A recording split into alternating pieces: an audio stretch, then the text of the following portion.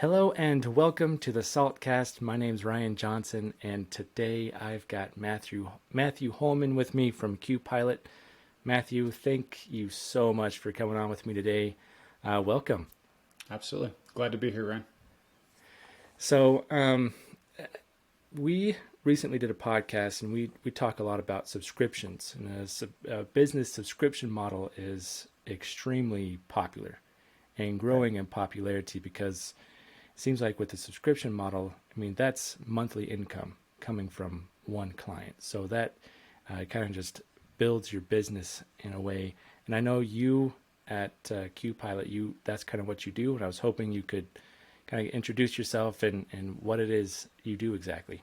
Sure. Yeah, absolutely. So I run growth and marketing at Qpilot, which is a subscription software company, and we work primarily with e-commerce companies that are trying to sell a physical good on a subscription. So thinking about something that's actually getting shipped to you, whether it's pet food or CBD, supplements, cosmetics, there's fresh food. There's quite a wide variety of that. So in Right. that capacity, we're a product-led company, so that means that I'm often doing research on our market using our existing customers. So we consult with them inside our own we have around 250 customers. And so I'm regularly looking at their data, working directly with them to help them unlock roadblocks, unlock growth, find scale. And so as part of that process, I'm regularly engaged in educating people that are just starting out or people that are trying to find new levels of scale, which often involves a mix of different marketing or technology pain points.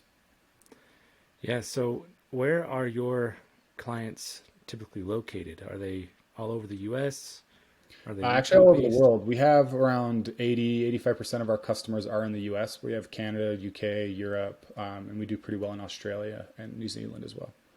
Okay, so you're really kind of a marketplace almost, or are you just a Well, it's software? yeah, we're basically like a widget you would add to your store in the sense of it's that's where it starts. So if you're selling on WooCommerce or Shopify, you add us as a plugin to your store, and we make it easy for people to choose the subscribe and save or auto Hmm. ship option. And then as a platform, we're managing all that. So I think what's interesting about subscriptions is outwardly they appear to be quite simple in the sense of people give you their credit card and you charge them every month and then you ship them something. Right. But logistically, that ends up being a little bit more complicated in how a typical order system sees a subscription or what you do when customers need to make a change. And so one of the things that we do really well is we make subscriptions more flexible. So people that want to be able to change the items they're getting, where they're getting them, how Oh, often they're getting them, things like that.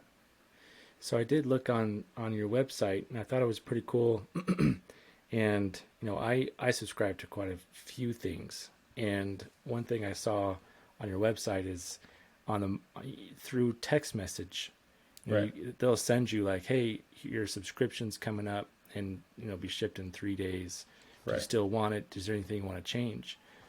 Is that automated? Do you have people behind that No, are that is automated. I mean, a lot of it is really just using like web-based APIs so that when there's a request that comes in, somebody can just click a button and it changes it. And that's kind of the beauty of software is creating something that's really simple and easy for the user and simplifies a lot of complex technical issues for the store. So again, one of the issues with subscriptions is related to like inventory management and shipping and things Mhm. like that are really hard to kind of figure out. And that's the approach we take. And so a lot of the best practices when we're talking subscriptions, there's a lot of people that just want something just to run that are okay with the set and forget it mentality. But usually you'll have 20, maybe 30% of your customer base is interested in some more flexibility because they're just a little bit different or they have a slightly right? different need.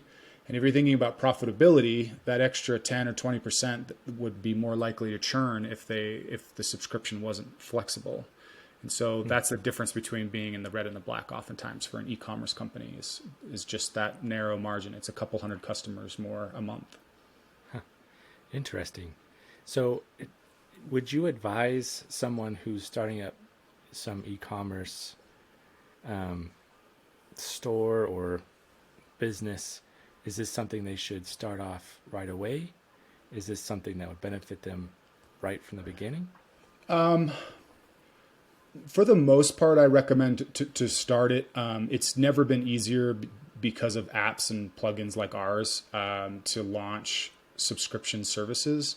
So I would say that if you're launching a regular store, having that option, the biggest thing I would say is making sure you have a good way of collecting data related to it. So if you're launching a new store and you're going to go say invest all these time and resources in creating this great subscription program, but you've never sold an item before in your life, that can be hard. So I always talk about, if you're just getting started, is identifying like a good MVP. Like if I'm going to sell pet food, could I just add the subscribe and save option for a 10% discount?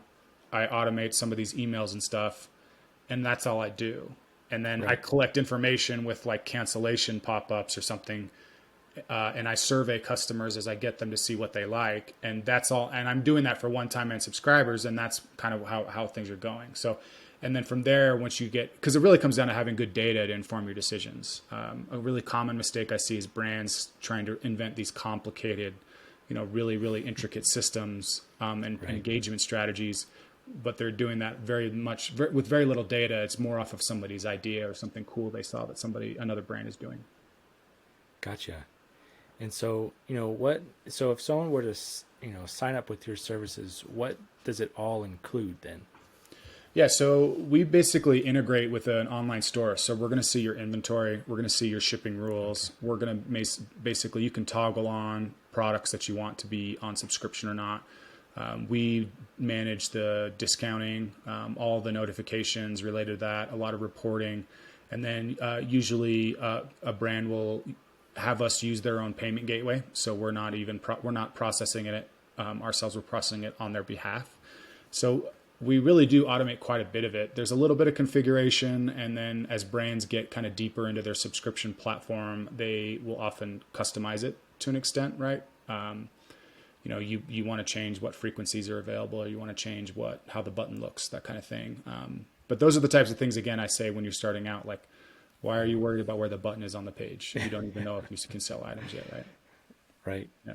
So essentially, I shop a lot on Amazon, which I'm Right. sure a lot of people do, and you can, it's got that subscribe and save. Right. So essentially, you're an app that can go onto an e-commerce platform like Shopify and basically creates that button Yep. and the whole service around it. That's correct. Yep. That's really neat. Yeah, it's pretty fun. So like my world is sales tax, and so when I'm hearing this, I'm thinking about like sales tax because a lot of these guys, Shopify or WooCommerce and other platforms is you have to turn on and off the sales tax collection. Right. Is that something that your software does? We would want to integrate with somebody like Vertex, right? So we have an integration with like TaxJar and Avalara and QuickBooks. But yeah, Gotcha. because there's a lot of payments that we're processing, and you need to be collecting sales tax on those as well. Right. Well, that's a really cool system because we all know that subscriptions are gaining in popularity, Right. and what kind of success are your clients seeing with you guys? Some of them are as little bit as like 20% of their business is maybe made up of subscriptions, but some of our bigger brands are doing like 70 to 80% of their business is subscription recurring revenue. So it gets pretty significant.